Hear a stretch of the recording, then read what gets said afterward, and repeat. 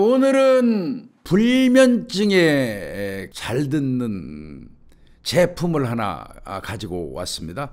100% 식물성 멜라토닌으로 만든 약품인데요. 멜라토닌이라고 하면 좀 생소한 부분이 있으시죠? 멜라토닌은 우리 몸에서 자연적으로 생성되는 호르몬인데요. 주로 수면 조절에 관여하는 역할을 한다고 합니다. 나이를 먹을수록 스마트폰을 계속 보고 살잖아요. 스트레스가 많은 현대사회에서 호르몬 분비가 부족해진다고 해요. 국내 최초로 적포도에서 추출한 100% 식물성 멜라토닌이라고 합니다.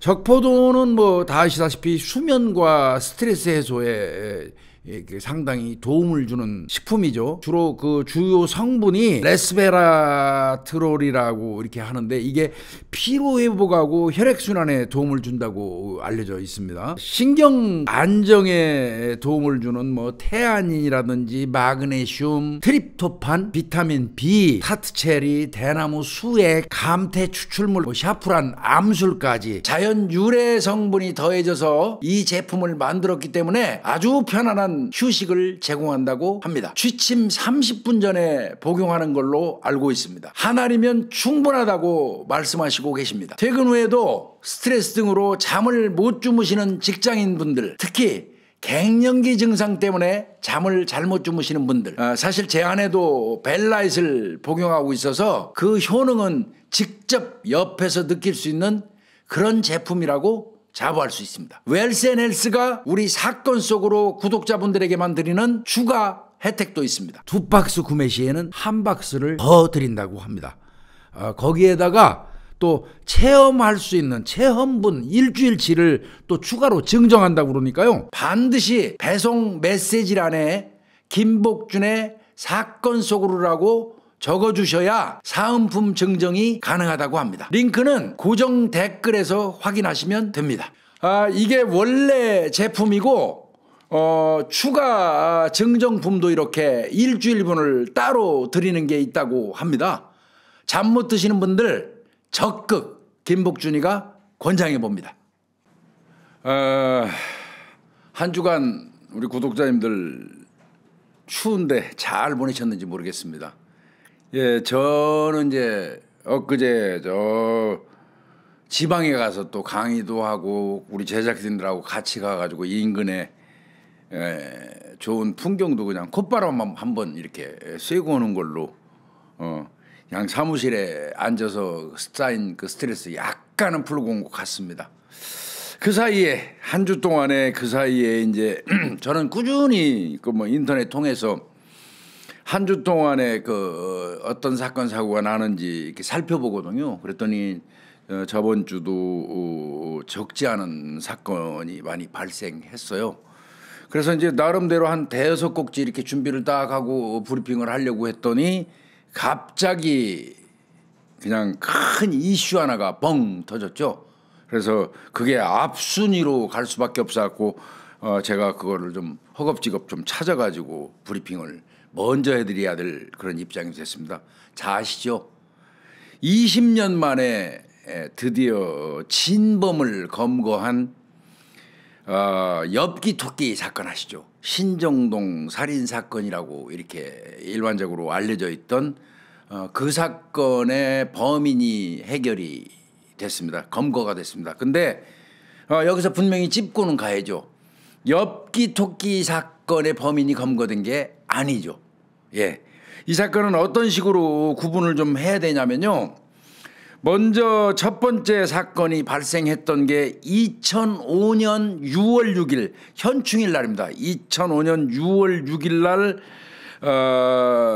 그 회사원이었던 26살 먹은 여성이 서울 양천구 신정동에서 그 감기 기운으로 병원 가다가 납치가 된 이후에 시신으로 발견이 됐죠. 성폭행을 당하고. 그게 2005년 6월 6일 회사원 26세 여성 그 살인 사건이 발생했고요. 그 다음에 한 5개월 정도 있다가 2005년 11월 20일 날 그 당시에 42세 되신 그 여성분이 남편에게 친정집 잠깐 다녀올게 하고 나간 이후에 행불돼 가지고 역시 성폭행을 당한 이후에 시신으로 발견이 됐었습니다. 그게 이제 잇따라서 터진 게 2005년 6월 6일과 2005년 11월 20일 그 두 건의 범인이 검거됐다는 겁니다. 그 두 건의 범인이 검거됐다는 그런 의미이고요. 2016년도에 발생했던 사건이 하나 더 있었어요. 그 2016년도에 역에서 그러니까 신정역 그 인근에서 2006년 5월 31일 날 신정역 부근에서 괴한에 의해서 납치가 돼가지고 한 다세대 주택 반지 앞방에 끌려가서 이제 그 피해를 당했는데 가보니까 그 당시에 반지 앞방에는 두 사람이 있었는데 뭐 톱도 있었고 끈 같은 종류가 여러 개 있었다. 그리고 그들이 잠시 한눈 파는 사이에 본인은 1층으로 바로 도망가면 그 잡힐 것 같아서 바로 위에 2층으로 올라가 가지고 2층 그 신발장 뒤에서 숨어 있었는데 그때 신발장에 붙어 있던 스티커가 엽기 토끼 스티커였다라고 이렇게 진술을 해서 그거는 이제 미수 그분이 이제 나중에 도주해 갖고 그렇게 신고를 했던 거예요. 그거를 근거로 해서 2015년도에 방송됐던 그 아래에서 이 아까 제가 서두에 말씀드린 2005년 6월 6일 회사원 26세 회사원 여성 사망 사건 11월 20일 그 42세 가정 주부 사건 요 두 개 그거는 이미 사망을 했죠. 그리고 그 이제 이듬해 5월 달에 이제 이 미수에 그친 사건 요게 한 통 속에 같은 범인이라고 이제 이렇게 추정을 하고 그 아래에서 막 방송을 했었어요. 그러다 보니까 신정동 살인 사건, 연쇄 살인 사건이 엽기 토끼 살인 사건으로 그냥 그렇게 사람들한테 인식이 됐던 겁니다. 그런데 요번에 이제 뭐 결과적으로 먼저 말씀드리면 2005년도 6월 6일, 2005년 11월 20일은 범인이 같은 범인이에요. 그게 맞는데 이른바 얘기하는 엽기 토끼 그 신발장 사건 이거는 범인이 검거되지 않았고 이 사건과 연관이 없는 걸로 이렇게 별개의 사건이라는 것을 먼저 좀 설명을 드리겠습니다. 2005년 6월 6일, 2005년 11월 20일 잇따라서 일어났던 두 명의 여성 납치 성폭행 살인 사건의 공통점은 뭐였냐면요. 시신을 끈으로 묶고요. 그 다음에 머리에 그 검은 비닐봉지를 씌운 이후에 쌀포대를 씌워서 그 신정초등학교죠. 초등학교 인근에다가 유기했던 첫 번째 사건. 뭐 두 번째 사건도 똑같습니다. 교살로 살해한 건 똑같고요. 끈으로. 그리고 머리에 비닐봉지를 씌우고 두 번째 42세 여성 같은 경우는 돗자리 같은 걸로 둘둘 싸가지고 여러 겹에 끈으로 묶어서 주택가 노상 주차장 인근에다가 방치했던 유기했던 그런 사건이었었습니다. 그랬던 사건인데 그 사건을 검거하려고 당시에 양천경찰서에서 정말 거의 한 8년 동안 수사를 했어요. 8년. 그러니까 앞선 2005년 사건 2건, 그 다음에 미수에 그친 2006년 사건 1건, 요 두 개의 3개죠. 건은 3건이죠. 요 3건의 범인을 검거하려고 경찰에서는 이른바 신정동 연쇄살인 사건이라는 명목 이름하에 8년 동안 양천경찰서가 수사를 지속했지만 결국은 피의자를 특정하지 못해 가지고 2013년 6월 달에 영구 미제 사건으로 분류를 해버린 거예요. 궁극적으로는 이제 더 이상 수사를 못하는 입장에 있는 거죠. 그런데 그 이후에 시간이 쭉 가면서 2016년도에 뭐가 생겼냐면요. 서울경찰청에 미제 사건 전담팀이 신설이 됩니다. 그래서 2016년 서울경찰청 미제 사건 전담팀이 신설되면서 이 신정동 연쇄살인 사건을 이어받았어요. 그래서 8년 동안 양천경찰서에서 수사했던 모든 기록을 다 가져다가 서울경찰청 미제사건 전담팀에서 다시 들여다보기 시작했던 겁니다.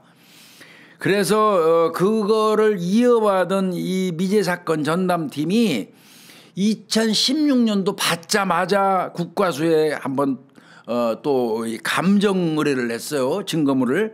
그리고 2020년에도 감정 의뢰를 했던 게 이제 어제 오늘 결과가 나온 걸로 보여지는데, 아마 그 당시에 2005년, 6년도, 2006년도 이즈음에 DNA 이 과학 수사가 좀 미진했잖아요. 그거를 이춘재 검거한 거나 마찬가지예요.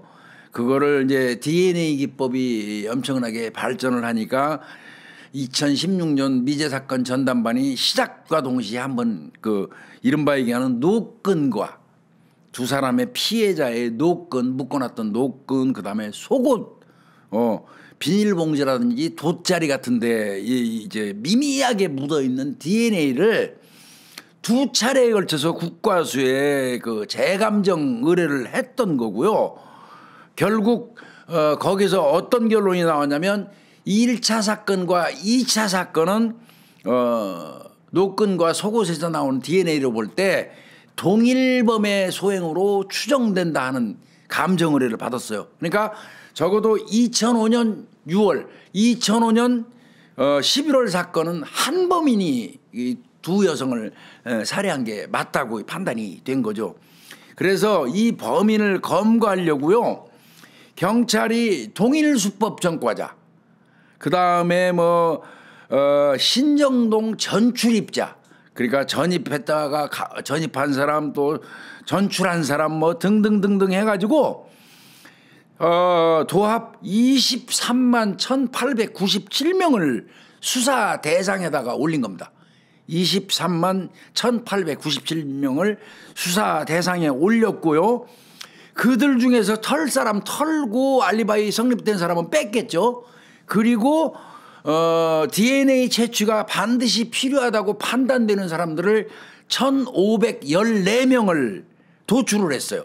그래서 전국 방방곡곡에 흩어져 살 거 아닙니까? 1514명이 형사들이 몇 년 동안에 걸쳐서 1514명을 전국 방방곡곡을 돌아다니면서 DNA를 채취를 해가지고 국과수에 계속 의뢰를 하면서 대조를 하는 수고를 했습니다. 그리고 그 당시에 노동 현장에 와서 일하던 조선족들이 많다 보니까 조선족의 소행일 가능성도 있지 않겠느냐, 이런 생각으로 중국 국가 데이터베이스하고 우리 DNA 이거를 대조하는 이른바 국제 공조 수사까지 진행을 했어요. 그렇지만 거기서 일치하는 DNA를 찾지 못했던 겁니다. 잘 아시다시피 양천경찰서에서 처음에 사건 났을 때 전단지를 한 9,000장 정도 뿌리고 말도 못했었죠. 예. 이렇게 이제 이 미제 사건 전담팀에서 수사를 꼼꼼하게 했고요. 이게 아까 제가 말씀드린 것처럼 동일수법 전과자라든지 신정동 전출입자 23만 1897명 대상으로 수사했다고 그랬잖아요. 요때 이제 착안한 게 뭐였냐면요, 두 사망한 여성들의 시신에서요, 모래가 좀 발견됐어요. 모래가 발견되다 보니까 2005년 당시에 서울 서남북권의 공사 현장 관계자일 가능성도 있지 않느냐. 그래서 그때 2005년 당시에 서남권에서 공사 현장에서 일했던 모든 관계자는 다 추린 거예요. 그 명단 속에 23만 명 속에 그 명단이 포함됐었던 거고요. 예, 그렇게 해서 1514명 DNA 채취, 조선족 국제 공조사 이것까지 했음에도 불구하고 일치하는 그 사람이 나오지 않았던 겁니다. 그러니까 이제 경찰에서 마지막 남은 게 뭐였냐면, 야, 죽은 사람에서 죽은 사람 중에 범인이 있을 수도 있겠다. 이런 생각을 한 겁니다. 그래서 여러모로 수사 대상 연관성이 있어 보이는 사람을 선정해서 뽑은 인원수가 56명이에요. 죽은 사람. 즉 말하면 사망자 56명까지 확인을 하는 게 좋겠다. 그래서 그 56명까지 범위를 좁혔고요. 그 56명 중에서도 특히 이 강간이라든지 동일수법 전과가 있고 그 당시에 그 즈음에 신정동 인근에서 살았거나 거기에 취직을 해 있었던 사람, 이런 사람들을 추리다 보니까 한 사람이 유일하게 툭 튀어 올라왔어요. 강간치상 전과가 있었던 이 사람 성은 장씨입니다. 장씨. 이 장씨가 딱 떠올랐어요. 그 사람이 유력한 용의자로 딱 부상이 됐는데, 이 사람이 뭐를 했냐면요. 이 사람은 성폭행 관련 전과가 있고요. 당연히 신정동에서 빌딩을 관리한 이력이 있는 사람이었던 겁니다. 그래서 이 사람을 유력한 용의자로 추정을 하고 이제 이 사람을 찾으려고 뭐 이미 사망해서 보니까 만약에 이제 매장을 했다면 솔직히 어려운 어떤 절차를 거쳐가지고 묘소를 팠을 거예요. 그런데 이 사람은 화장 처리가 돼버렸네요. 이미 2015년 7월 4일 날 화장돼가지고 장례를 치러버린 거예요. 그래서 이제 경찰이 할 수 없이 이 사람이 생전에 사용하던 물품 이런 거에서 DNA를 찾고자 노력을 했는데 그마저도 너무 오래되다 보니까 거기에서 DNA를 분석하는 거는 어려웠습니다. 그래서 경찰이 결국 많이 절망도 했을 거예요. 경찰이 생각해낸 게 뭐였냐면, 생전에 이 사람이 살았던 곳이 어딘가 하고 파악을 했더니 경기도 남부권에서 살았어요. 주로 뭐 부천이라든지 광명, 시흥 이쪽에서 이 사람이 살았던 겁니다. 그래서 이 사람이 살았던 그 지역에 그 인근 주변에 있는 병원을 전수조사를 했어요. 이 사람이 치료를 하러 혹시 갔었으면 그 병원에서 혈액 검사한다고 뽑아놓거나 뭐 검체를 갖고 있을 수도 있잖아요. 거기에 착안을 해가지고 이 사람의 생전 주거지 부천, 광명, 시흥 그 인근의 병원을 전수 조사를 해가지고 드디어 이 사람이 치료했던 병원을 찾았고, 그 병원에서 이 사람의 검체를 복원하고 있는 것을 확인하게 된 겁니다. 그래서 드디어 그 검체와 속옷과 노끈에서 발견된 2건의 살인사건 DNA를 대조했더니 일치한 걸로 나온 겁니다. 궁극적으로는 장 씨가 2005년 2사건 살인사건의 범인으로 드러난 순간입니다. 문제는 뭐 여러분들 너무나 잘 아시듯이 죽었잖아요, 범인이. 그래서 이런 경우는 공소권 없음으로 처리를 할 수밖에 없는 겁니다. 이 사람 찾으려고요, 경찰이 생전에 이 사람이 옮겨다니면서 근무했던 8곳의 근무처도 가서 18곳이라고 하죠. 18곳의 근무처를 뒤졌고요. 이 사람하고 가깝게 지냈던 한 40명 정도를 따로 불러다가 별도 조사를 하기도 했고요.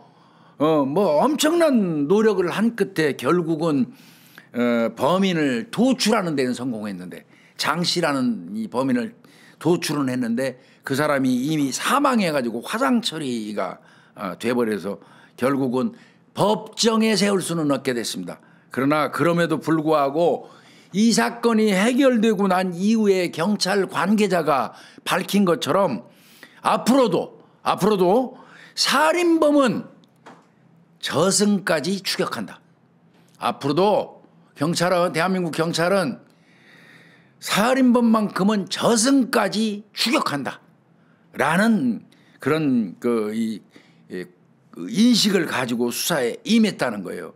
그러면서 오랫동안 경찰을 믿고 기다려준 유가족한테 깊은 애도와 위로를 정한다 하고 정리를 했는데요. 안타깝기는 합니다. 이놈을, 이 장씨, 이 천하의 죽일 놈의 새끼, 이놈을 진지게 잡아서 빵에다 집어넣어 놓고 이거 했어야 되는데, 이거를 결국 새끼가 뒤지고 난 다음에 범인으로 밝혀낸 게 좀 안타깝지요. 결국은요, 신정동 두 여성 성폭행 살인 사건, 2005년도에 발생했던 사건은 별개의 사건이고, 2006년도에 우리가 일반적으로 알려져 있는 엽기 토끼 사건하고는 무관하다는 겁니다. 왜 그러냐면 2006년 당시 엽기 토끼 사건이 발생할 때에는요, 이 사건의 범인 장가 이놈이 교도소에 있었답니다. 수감돼 가지고 성폭행으로. 그렇기 때문에 2006년도 엽기 토끼 사건은 이 장가, 이 장씨 요 놈의 범행이 아닌 겁니다. 그러니까 별개의 사건인데, 이제 아무래도 그 아래에서 그 방송을 하면서 세 사건이 다 동일한 범인에 의한 사건으로 보인다 하는 어떤 해석을 내려버리니까 순식간에 그냥 세 사건이 묶어져 갖고 동시에 그냥 엽기토끼 사건으로 변질이 됐었던 부분이 있는 거죠. 오히려 엽기토끼 사건은 아직 검거 못했지만 영등포 노들길 살인 사건하고 유사하다는 그런 분석을 하는 분들도 있어요. 자, 이제 어찌됐건 2005년 6월 6일 그 사건, 그 다음에 11월 20일 사건의 범인은 장 씨라는 그 당시에 그 빌딩 관리인으로 신정동에서 일했던 그 쓰레기에 의해서 저질러졌던 범행이다. 요거가 이제 밝혀졌다는데 의미를 좀 둬야 할 것 같습니다. 예, 하여튼 요거는 이후에도 후속 보도가 아마 더 나올 것 같은데, 제가 좀 빨리 먼저 좀 브리핑을 우리 구독자님들한테 해드린 것 같습니다. 추후에도 이것과 관련돼서 또 다른 사안이 나오면 또 브리핑을 해드리도록 하겠습니다. 두 번째 이슈 볼까요? 이거는 정말 서글프고 이렇게 비정한 인간이 있구나 라는 느낌을 갖게 된 사건이에요. 경기도 파주 쪽에는 이제 육군 기갑부대, 전차병이라고 그러죠. 탱크 부대 같은 부대가 있나 봐요. 어느 부대나 있겠죠. 탱크 부대는. 거기에서 근무하고 있는 부사관인데 계급은 상사예요, 상사. 그러면 부사관으로는 거의 올라간 것 같은 그런 직급인데요. 간부죠. 그런데 이 사람이요, 이 사람의 아내가 심한 공황장애하고 우울증을 겪으면서 정상적인 삶을 살기가 어려웠던 모양이에요. 근데 이분의 이제 이 몸에 상처 같은 게 생기고 욕창이 생기고 이래가지고 집에서 거의 누워 지내다시피 하는 그런 상황인데, 요 부사관이라는 이 사람이 자기 아내를 일체 챙기지 않았던 모양입니다. 거의 죽기 직전에 이 여성이 발견이 됐는데, 발견 당시에 보니까 온몸에 구더기가 생길 정도로 상처가 덧나 있었다는 겁니다. 그런데 남편이라는 사람이 병원에 치료도 안 시키고 그냥 방치했다? 경찰이 현장에 출동해가지고 그냥 이 상황을 확인한 다음에 이 부사관을 바로 체포해버렸어요. 당연히 체포해가지고 군 수사당국에다가 이 사실을 통보를 하고 조사 중에 있는데, 이 부사관 상사 이 사람은 이제 아마 곧 전역을 할 모양이에요. 제대를 할 모양입니다. 그래서 뭐 직업 보도 교육을 받고 있는 과정이래요 지금. 그러니까 그 이제 곧 아마 이제 그만두고 군복 벗고 나오려고 직업 보도 교육을 받고 있는 이제 그런 상황이었던 것 같은데, 그 상황 속에서 자기 아내가 이렇게 병들고 구더기가 쓰릴 정도가 될 때까지 놔둔다면 이건 방치죠. 저 아내가 그 심한 공황장애나 우울장애 때문에 정상적인 자기 의사표시를 못하고 활동을 못하는 사람이 몸에 상처가 나가지고 운신도 못하고 집에 그냥 눌러 앉은 상태에서 아까 말씀드린 것처럼 구더기가 생길 정도로 욕창이 심하면 이거 누가 돌봐줘야 됩니까? 당연히 법상 남편이 돌봐야 되는 거죠. 그런데 그 아내를 이렇게 내팽개쳤다? 이거는 형법 제271조 제1항에 의거해서 이거는 유기죄를 적용할 수밖에 없습니다. 그 유기죄를 적용하는데 이겁니다. 형법상 나이가 어리거나 병에 걸린 사람들을 보호하여야 할 의무가 있는 사람이, 아내를 보호해야 될 의무는 당연히 남편한테 있는 거 아닙니까? 아픈 아내니까. 그러니까 이렇게 나이가 어리거나 병에 걸린 사람을 보호해야 할 의무가 있는 사람이 유기죄를 저지르게 되면 형법 제271조 제1항에 의거해서 3년 이하의 징역 또는 500만 원 이하의 벌금에 처한다 하는 규정이 명기돼 있어요. 근데 이거를 위반한 거 아니겠습니까? 그러니까 경찰이 이 사람을 체포하고 군부대에 통고한 다음에 이것과 관련돼서 이제 조사를 지금 이어나가고 있다. 이런 내용의 이제 보도가 뜬 겁니다. 참 너무 비정하지 않습니까? 좀 무섭지 않습니까? 어떻게 이럴 수가 있을까요? 이렇게 법상 이 보호할 의무가 있는 사람들이 그걸 유기하고 방기하고 팽개칠 때 처벌하는 케이스는 생각보다 꽤 많이 있더라고요. 이게 뭐 2020 여기 저 보도에 사례도 들고 있더라고요. 2024년 11월 달에 뭐 이 대구에서 발생했는데, 장애가 있고 건강마저 안 좋은 아내, 54살 먹은 아내를 그 대구 그 서구에 있는 작은 방에 가둬놓고 제때 끼니를 안 챙겨주고 방치해서 기아 상태로 사망하게 만들었던 아주 비장한 남편의 그 어떤 재판 소식이 있었어요. 그때 그 사람한테 징역 2년을 줬었어요. 아까 3년 이하의 징역이다 보니까 징역 2년을 줬던 이제 그런 사례도 있는데요. 저는 이 조항이요. 형법상 나이가 어리거나 병에 걸린 사람을 보호해야 할 의무가 있는 사람이 유기죄를 저지르면 3년 이하의 징역 500만 원 이하의 벌금에 처한다는 요 처벌 규정, 요거 좀 상향 조정해야 된다고 봅니다. 3년 이하다 보니까 아내 팽개치고 가둬놓고 못 나오게 해서 결국 죽게 만든 사람도 겨우 징역 2년 받았잖아요. 따지고 보면 그건 직접적으로 살인을 하지 않았지만 살인한 것보다 더 잔인한 방법으로 죽게 한 거잖아요. 그런데도 징역 3년 이하니까 징역 2년 준 게 제대로 준 거죠. 법의 양형 규정에 따라서 줬다면. 그래서 이렇게 인간적으로 비난 가능성이 높고 비정한 범죄, 이런 거는 형량이 너무 낮다. 이런 아쉬운 부분이 없잖아 좀 있네요.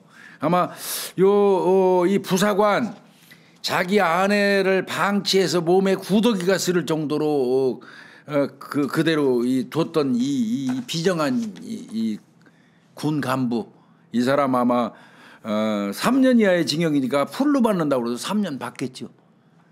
참 형량이 문제가 아니라 사람이 이렇게 살아도 괜찮은 건지 스스로의 인간성을 돌아보기를 바랍니다. 너무 충격적이고 속상했습니다. 세 번째 사건 보겠습니다. 요 세 번째 사건 아주 화딱지가 확 나는데요. 요즘 캄보디아 자꾸 나오는데 요즘 무지하게 잡아들이죠. 예, 엄청 잡아들입니다. 각 지방청에서 무대기로 지금 막 몇백 명씩 막 잡아들이고 있어요. 아니 그냥 끝까지 가야 됩니다. 씨를 말려버려야 돼요. 거기 가서 그 내국인을 상대로 자의적으로 캄보디아에 나가갖고 사기친 놈들은 여러 가지 사정이 있음에도 불구하고 강력하게 전 처벌해야 된다고 생각합니다. 그래야지 두 번 다시 그런 행동 못할 거라고 생각이 들어요. 이후 열을 막론하고 잘못한 거예요. 뭐 사정이 어땠고 그건 일일이 저는 봐줘서는 안 된다고 생각합니다. 알고 갔다면 그건 절대 어떤 사후의 상황이 뭐 참작할 만한 상황이 있더라도 강력 처벌해서 씨를 말려야 된다고 생각이 들어요. 경찰이 캄보디아에다가 거점을 두고 제가 말씀 많이 드렸죠. 로맨스 캠. 참. 로맨스 캠 이제 괄호 열고 뭐 연애 빙자 사기 뭐 이렇게 부르기도 해요. 그걸로 이제 그 검거가 돼 가지고 기소가 됐던 보이스피싱 조직원 한 여성한테 징역 8년을 검찰이 구형했어요. 징역 8년을. 그런데 이 조직원 징역 8년을 구형받은 이 여자는 본인이 현재 임신 상태다. 아이를 가지고 있으니까 선처해 주십시오 하고 읍소하고 있어요. 읍소하고. 이게 지금 보니까 서울 동부지방법원 형사합의 15부 김양훈 부장판사가 다루고 있는 사건인 것 같은데 이 여자는 당연히 죄명이 범죄단체 가입 및 활동 혐의가 되겠죠. 그리고 뭐 사기가 당연히 들어갈 거고요. 이 여자가 24살 먹은 정모 씨라는 여성인데 이 여자는요. 그 캄보디아에서 로맨스 캠을 그 범죄 조직을 운영하는 그 총책놈의 별명이 마동석이래요. 마동석. 그 새끼 밑에서 마동석이라는 그 총책 밑에서 이름이 한야 콜센터라고 그러네. 한야 콜센터.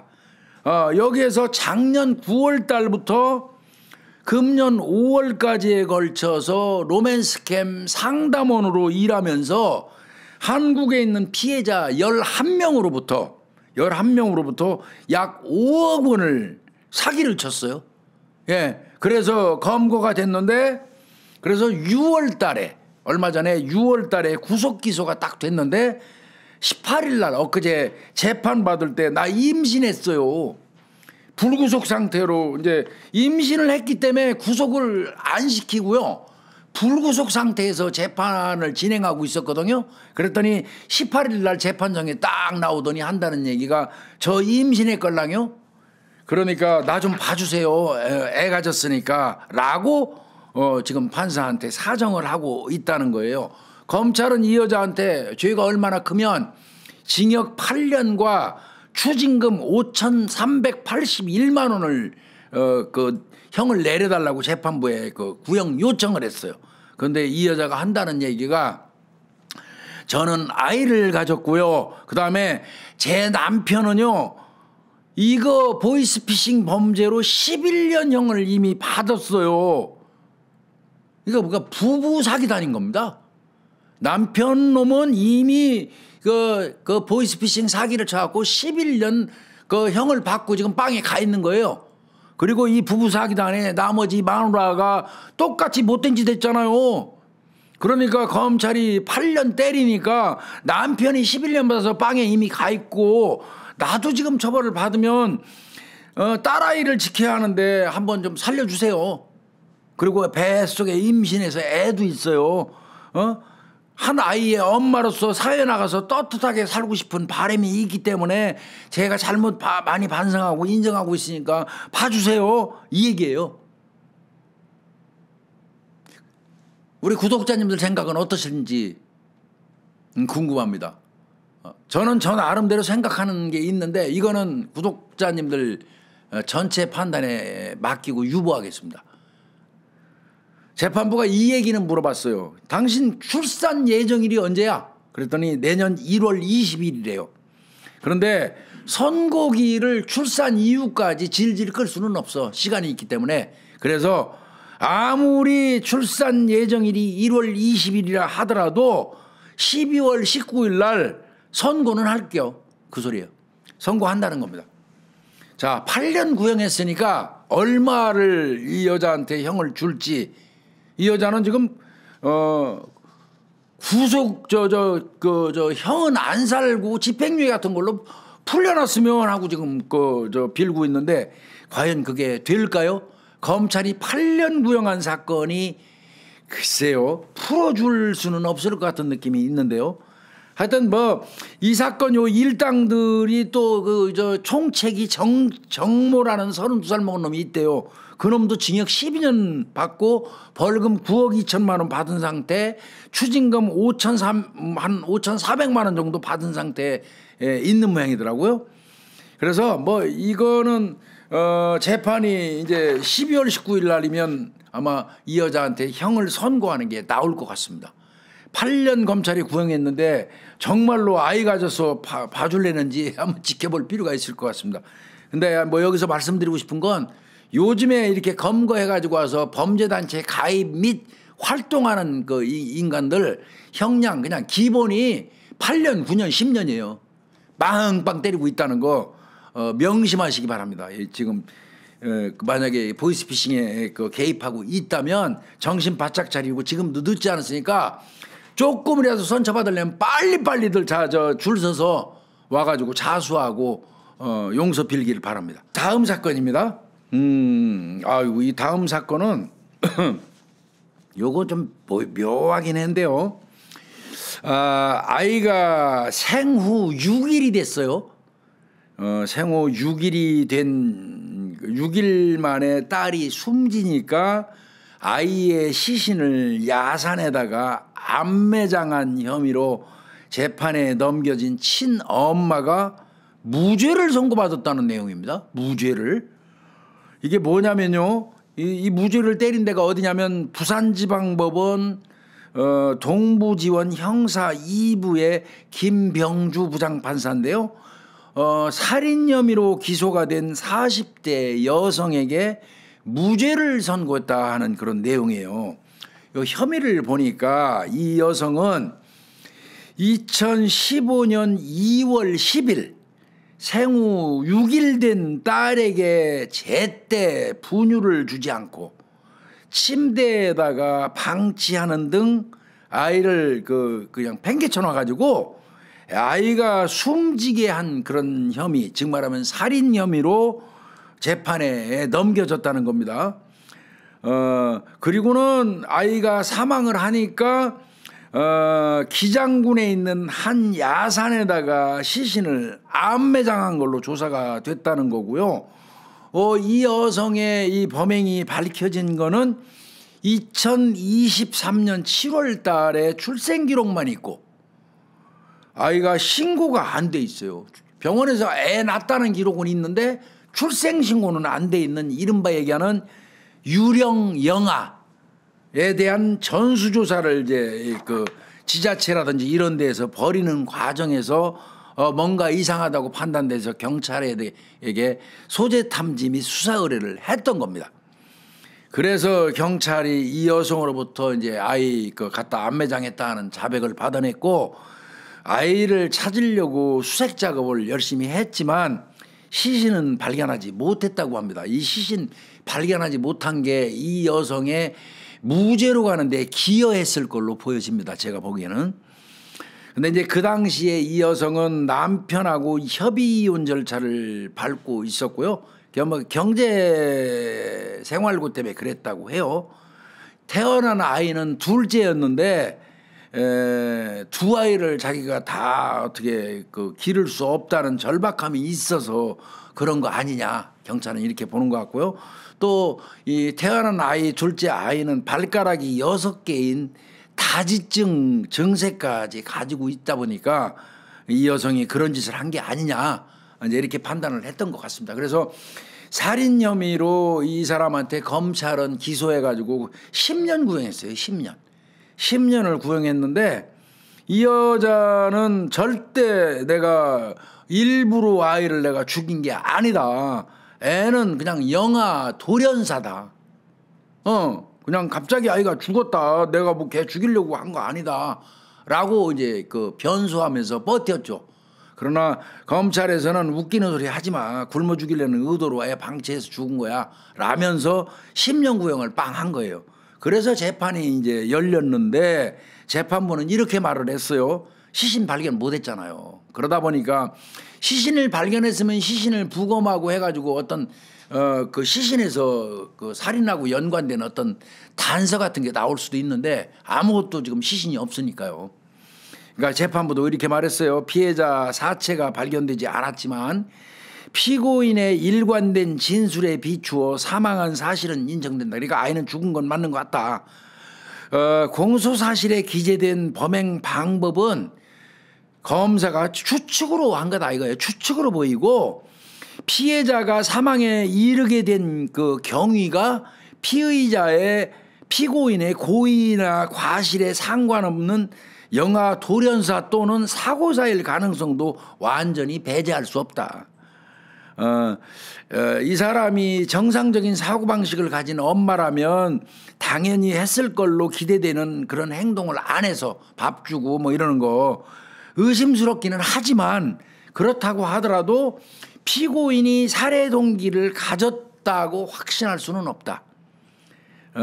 그래서 이 부분과 관련돼서 무죄 준다. 즉 말하면 이 여자는 끝까지 애가 돌연사에서 죽은 다음에 나는 갔다 그냥 묻었을 뿐입니다. 유기만 했을 겁니다. 그 소리고 검찰은 안 먹이고 젖안 주고 분유 안 먹이고 방치해가지고 죽었으니까 살인죄라고 기소하면서 10년 구형했던 겁니다. 그런데 시신을 찾지 못하다 보니까 원인도 잘 찾을 수가 없게 된 거고요. 결국 재판부는 의심스럽지만 의심스러울 때는 증거 없고 의심스러울 때는 피고인의 이득이 되는 쪽으로 해석한다는 이 법논리에 의거해서 이 여성에게 무죄를 줬다고 생각하시면 될 것 같습니다. 그러니까 뭐 유기죄하고는 별개로 살인죄에 관련된 판단이 그렇게 나왔다는 내용입니다. 예. 다음 사건은요. 요즘 아이들 정말 어쩌자고 이러는지 모르겠습니다. 이런 내용이에요. 한 2년간에 걸쳐서 친아들처럼 챙기던 중학생이 있었대요. 그러면 이렇게 챙긴 여성은 누구냐? 동네에서 미용실을 운영하던 40대 여성입니다. 이 여성이 자기 미용실에 자주 찾아오는 인천이랍니다. 인천. 여러 애들하고 중학생 무리 여러 명이 오는데 그 중에서도 여기 이 남학생 하나가 한부모 가정에서 자라고 있더래요. 그래서 안쓰러운 마음이 유독 많이 들더라는 거예요. 이 아이가. 그래서 살뜰히 얘를 특별히 좀 챙겼나 봐요. 그런데 지난 7월 달이에요. 지난 7월 달에 이 그 미용실 사장님이 이 어린아이로부터 평생 지울 수 없는 큰 상처를 받게 되는데 그게 무슨 일이었냐? 그 중학생 아이가 이 미용실 사장님의 치마 속을 계속 휴대전화로 촬영을 했던 거예요. 기가 막힌 일입니다. 사건 당시에 이 미용실 사장님은 손님의 머리를 감기고 있었다고 그래요. 그때 남학생이 쑥 들어왔어요. 어떻게 왔니 했더니 고양이 보러 왔어요. 미용실에 아마 고양이가 있었나 봐요. 고양이 보러 왔어요 하면서 왔다는 거예요. 그리고 와서 이제 잘해주니까 자주 오고 살갑게 대해줬던 모양이죠. 그랬더니 이 들어온 중학생이 이 사장님의 주변을 서성거리더니 갑자기 쪼그려 앉아가지고 치마 속에 휴대폰 전화기를 밀어넣었던 모양이에요. 아마 이제 그날따라 이 사장님은 긴 치마를 입고 있었는데 그 머리를 감기고 있는데 애가 자기 근처에 와서 막 놀길래 아유 그냥 내가 좋아서 내 옆에 와서 부근해서 이렇게 하나보다 생각을 했다는 거예요. 그동안. 그날도 그런가 보다 했는데 이상하게 긴 치마를 입고 있는데 다리가 간질간질했다는 거예요. 그래서 긁으려고 이렇게 하는데 보니까 그 아이가 치마 속에 휴대폰을 집어넣고 촬영을 하고 있더라는 겁니다. 근데 심지어는 그거를 이 미용실 사장님이 보고 확인이 됐는데도 얘는 촬영에 집중하느라고 들켰다는 것도 모르고 계속 촬영을 하고 있더라는 거예요. 그래서 발로 툭 차면서 이제 너희 놈의 새끼 뭐 하는 짓이냐고 이제 아마 해댄 모양이에요. 그러면서 야 우리 미용실에는 이거 말고도 지금 저기에 CCTV가 다 촬영을 하고 있는데 너 이런 짓을 해서 되겠어? 그랬더니 비로소 잘못했다고 빌었는데 뭔가 이상했다는 거예요. 그동안 계속 와서 미용실에 놀러 와서 계속 근접해서 달라붙은 적이 한두 번이 아니니까 아 이거 처음이 아닐 거다. 이런 판단이 들어가고 너 이거 처음 아니지 하고 추궁을 했더니 예 사실은 처음이 아니에요. 죄송해요. 미안해요. 이렇게 용서를 빌었다는 거예요. 그러면서 제가 생각이 너무 짧았어요. 이렇게 했다는데 추후에 확인해 보니까요. 이 중학생 요놈은요. 과거에 이미 이런 범죄로 소년원까지 다녀온 놈이에요. 그러니까 집어로 개 못 준 거예요. 어린애라도. 항상 그랬다는 거예요. 이놈이 지금 생각하니까. 이상하게 다른 손님 샴푸해 줄 때나 머리를 자를 때 늘 내 뒤에 바짝 붙어 있었다. 이 아이가. 우리 가게를 서너 번 왔을 때부터 그랬다. 올 때마다 그랬다. 달라붙어 있었다는 거예요. 그래서 그때는 그렇게 생각했대요. 한부모 가정이다 보니까 엄마가 그리워서 나한테 엄마 냄새 느끼려고 심리적으로 불안정하고 보호받고 싶어서 나한테 이렇게 애가 착 달라붙어 있구나 이렇게 생각하면서 더 안쓰럽게 생각을 했대요. 그랬더니 알고 봤더니 그게 아니라 그동안 계속 미용실 여주인 그 여사장님 치마 속 사진 촬영하고 있었던 거예요. 참 이거 정말 뭐라고 얘기를 해야 될지 모르겠습니다. 근데 아마 이 아이 이 보호자 한부모지만 보호자한테 이걸 연락을 했는데도 이미 이 아버지는 엄마가 없잖아요. 이 아버지는 나 그런 자식 둔 적 없어요 라고 그냥 끊어버린대요. 그럼 자기 자식 그 아들 둔 적 없다면 참 그렇게 기르면 안 되죠. 얘는 아마 이것과 관련돼서 형사처벌이 진행되고 있는 것 같습니다.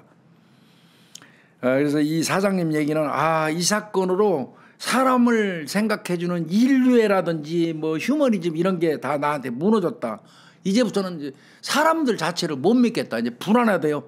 언제 누가 와서 치마 속 촬영을 할지 모르니까 치마도 못 입겠답니다. 참 이런 중학생 아이가 이런 짓을 왔다 갔다 하면서 하는 경우도 있네요. 참 기가 막힌 이런 일이 있습니다. 그래서 어리다고 우리 구독자님들 중에서도 이제 뭐 미용실 운영하시는 분들도 있고 카페 운영하시는 분들도 있고 이러실 거예요. 그런데 애가 좀 어린애니까 뭐 좀 치근거리고 옆에 달라붙는다고 해도 의심 안 하고 잘해줄 수 있어요. 근데 이런 일도 있을 수 있으니까 항상 경계하라고 얘기할 수밖에 없네요. 참 성인 여성이 중학생을 경계해라 하는 말을 하는 제 입이 서글픕니다. 예. 그러나 얘는 그 보호자 되시는 분 나는 그런 새끼 둔 적 없고 그런 자식 내 새끼 아닙니다 라고 떠들 게 아니에요. 여태까지 잘못 기른 거에 대한 반성하시고요. 이 아이 적정하게 빼내고 적정하게 처벌받고 그냥 뭉개고 넘어가면 이후에 이 아이는 성인이 돼가지고 나중에는 정말 성폭행범으로 전락할 가능성이 다른 아이들보다 압도적으로 높다는 것을 명심하시기 바랍니다. 지금부터 얘가 잘못 가지고 있는 그 성인지 왜곡 현상을 바로잡아주지 못하시면 아버님 이후에 애 크고 난 다음에 두고두고 애 때문에 마음고생하다가 돌아가실 겁니다. 그러니까 신경 써서 정말 바짝 아이한테 달라붙어서 관리하시기 바랍니다. 미용실 사장님 너무 서글프고 좀 불안하시겠지만 또 절대 다수의 우리나라의 근간이 되는 아이들 다 건전하고 착합니다. 그런 아이들이 더 많으니까 너무 또 그렇게 그냥 천편일률적으로 다 그렇다고 생각하지 않으셨으면 좋겠어요. 다음 사건이에요. 요 다음 사건 보니까요. 시간이 많이 꽤 됐네. 다음 사건을 보니까요. 혹시 우리 구독자님들 SNS라든지 인터넷에 주고받는 문자에 기역 또는 시옷 비음 디귿 키읔 뭐 요렇게 하면서 서로 문자 주고받는 거 보시면 요거는 교통사고 보험 사기라고 생각하시면 되겠습니다. 지금부터 풀어드릴게요. 자, 이런 얘기가 있어요. 오늘 당장 기역 컴마 찍고 시옷 비읍 가능하신 분 구해요. 오늘 당장 기역 시옷 비읍 가능하신 분 구해요. 이게 뭔 소리예요? 네, 맞습니다. 기역이요. 공격 가해자 약자입니다. 공격 가해자. 그 다음에 시옷 비읍은요. 시옷 비읍은 수비할 때 수비. 그 다음에 비읍은 피해자입니다. 피해자. 그러니까 지금 오늘 당장 공격과 피해가 가능하신 분 구해요. 뭔 소리예요? 교통사고를 고의로 일으켜서 받아주는 족을 기역이라고 그래요. 그 다음에 나는 그냥 뒤에서 받침을 당하겠다. 그러면 시옷 비읍이요. 수비 그 다음에 피해자. 요 두 사람을 구하는 거예요. 인터넷상에서. 그럼 정말은 뭐예요? 보험 사기에 그 구성원으로 들어와서 수비수도 하고 공격수 할 사람들 모여 그 소리예요. 얘네들이 하는 짓이 뭐냐면요. SNS하고 이 인터넷에다가 고의로 자동차 사고를 낸 뒤에 보험금을 타는 사기예요. 거기에 가담하라는 내용의 광고입니다. 그러면서 거기 또 뭐라고 썼냐면 단기간에 고수익을 단기간에 고수익을 보장한다는 말을 거기다가 딱 그 올려요.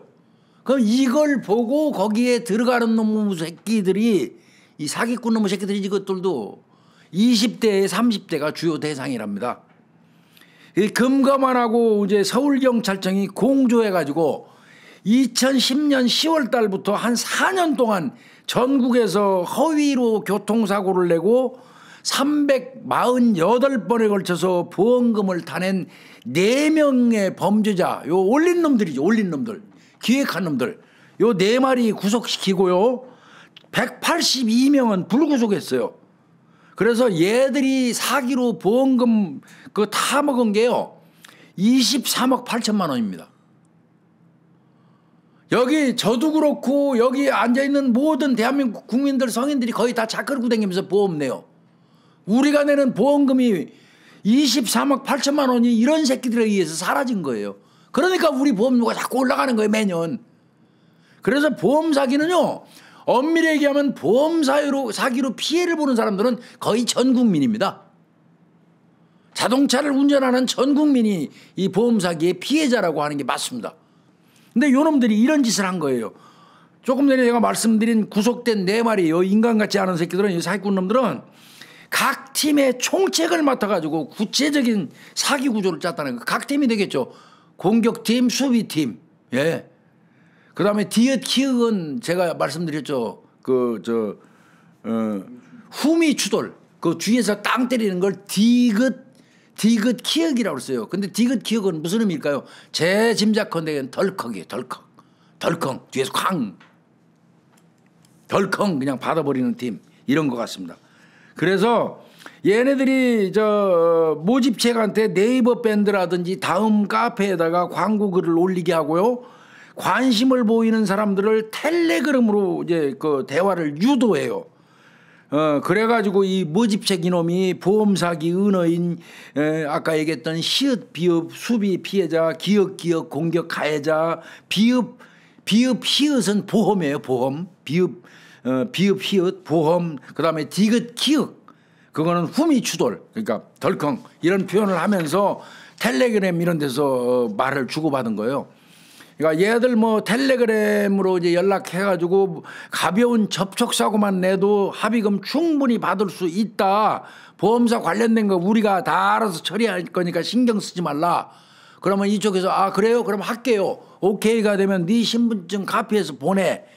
그래가지고 개인정보 확인하고 이제 얘들이 이제 진로 변경하거나 교통 신호 위반하면 그대로 달려가서 때려 박게 시키고 뭐 이런 식으로 돈 받아내고 한방병원에 주로 입원시켜가지고 치료비가 많이 드는 그 한방병원 같은데 이런 데다가 골라서 입원시켜갖고 보험금을 풀로 받아내는 이런 짓을 했다고 그래요. 그 요놈들 잡고 보니까 이 총책 내놓음 보니까요. 모두 과거에 보험회사에서 일한 이 전력들이 있고요. 그러니까 지식이 좀 있는 거예요. 그리고 그놈들 중에는 경찰청 관리대상 조직폭력배가 3명이 있었답니다. 하는 짓마다 이런 짓만 하고 살아요. 뭐 하나 참 더럽게 삽니다. 아유. 그래서 지금 이런 이 보험 사기, 교통사고 보험 사기에 고수익으로 돈 벌어준다 해가지고 거기 유혹에 빠져서 들어가서는 절대 안 되겠고요. 요런 게 주변에서 기억이니 시업법이냐고 떠드는 놈들 그램 하는 거 카페에서 옆에서 이렇게 보이거든. 슬그머니 나오셔갖고 112에다 신고해 주세요. 그래야지 이런 새끼들 싹 잡아드립니다. 이 교통사고 관련 보험 사기는요, 구독자님들, 운전하는 우리 모두가 피해자입니다. 그래서 자꾸 보험료 올라가는 거예요. 왜 이렇게 사기꾼들이 대한민국에 득식을하게 많아졌는지 속상해요. 거기에 구조적인 원인은 사기죄 형량이 너무 낮다는 거. 사기죄 형량 많이 높여야 됩니다. 마지막 시간이 좀 되죠. 마지막 이건 짧은 거 잠깐 하고 갈게요. 이런 철딱선이 없는 아이 얘기 좀 하겠습니다. 요거 21일 날 보도 난 거예요. 광주 북부경찰서는 집에다가 불을 낸 혐의, 현주 건조물 방화죄로 여중생을 입건해서 조사를 하고 있다고 밝혔는데요. 얘는요, 20일 날 밤 10시 52분경에 광주 북구 독림동에 있는 한 아파트 3층 지네집 방에서 라이터로 이불에다 불을 붙였어요. 그래서 그냥 순식간에 불이 퍼져갖고 이게 아파트니까요. 주민들 한 17명 정도가 이 불난 데서 연기 마셔갖고 병원으로 이송되고 큰일 날 뻔했습니다. 이거 아파트에서 불나면 정말 피해 어마무시하거든요. 그런데 다행히 17명이 연기 화상만 입은 것 같아요. 그리고 70여 명이 구조되는 과정에서 막 대피하고 난리, 그러니까 거의 아수라장이 된 거예요. 얼마나 공포에 휩싸였겠습니까? 그래서 불은 집안에 있는 가재도구를 싹 태운 다음에 20분 만에 완전히 꺼졌다고 하는데, 이 불을 낸 애가 조금 전에 제가 설명드린 것처럼 중학생. 그러니까 얘가 왜 불을 질렀냐? 참 기가 차서 말이 안 나옵니다. 휴대전화를 새 기종으로 바꾸고 싶었는데 부모님이 허락을 하지 않았기 때문에 불질렀대요. 야, 얘 부모가 요구하는 거 안 해주면 앞으로 큰일 나겠습니다. 에? 이제 앞으로 직접 무슨 짓을 할지 모르잖아요, 얘. 그래서 지금 얘 데려다가 경찰에서 조사하는데, 이거는 아무리 중학생이라도 14세 이상이면 이 방화죄, 현주건조물 방화죄는 구속할 수밖에 없습니다. 그래서 얘는 적어도 19세 미만이 가는 소년원에 입소될 가능성이 많습니다. 이 불은 제가 늘 말씀드린 살인, 강도, 강간, 방화, 조폭, 마약, 이 7개 범죄는 6대 범죄, 7대 범죄 얘기하는데, 이 범죄는 구속이 원칙이고요. 이거는 초기 단계에서부터 인지 단계에서부터 강력하게 처벌을 하지 않으면 우리 사회가 유지되기 어려운 그런 범죄예요. 예, 세상에 단독주택을 태운다고 더 덜 위험한 건 아니지만, 이거는 아파트잖아요. 아파트에다 불을 싸질러 버리면 3층에서, 그러면 위층에 사는 사람들을 20층인지 15층인지 모르겠습니다만은 그 위층 사람들은 대피도 못하고 연기 마셔갖고 잘못하면 큰 대형 사고로 갈 수 있거든요. 본인이 요번에 자기 잘못을 정말 뼈저리게 통감하고 상응한 처벌을 받고 앞으로 이런 짓을 2번 다시 안 하면 다행일 거예요. 그래야 될 겁니다. 예, 그렇게 오늘 보니까 이슈가 되는 게 한 6건 정도를 제가 뽑았는데, 아마 뭐니 해도 맨 처음에 말씀드렸던 신정동 연쇄살인 사건의 범인 장땡땡이가 결국 죽어서, 검거도 아니고 죽어서 범인으로 밝혀졌다. 그럼에도 불구하고 그놈이 범인이라는 거는 우리가 대한민국 국민이 다 알아야죠. 그 새끼 그 뒤졌어도 물론 뭐 저승에 가서 천벌받고 있겠지만요. 예.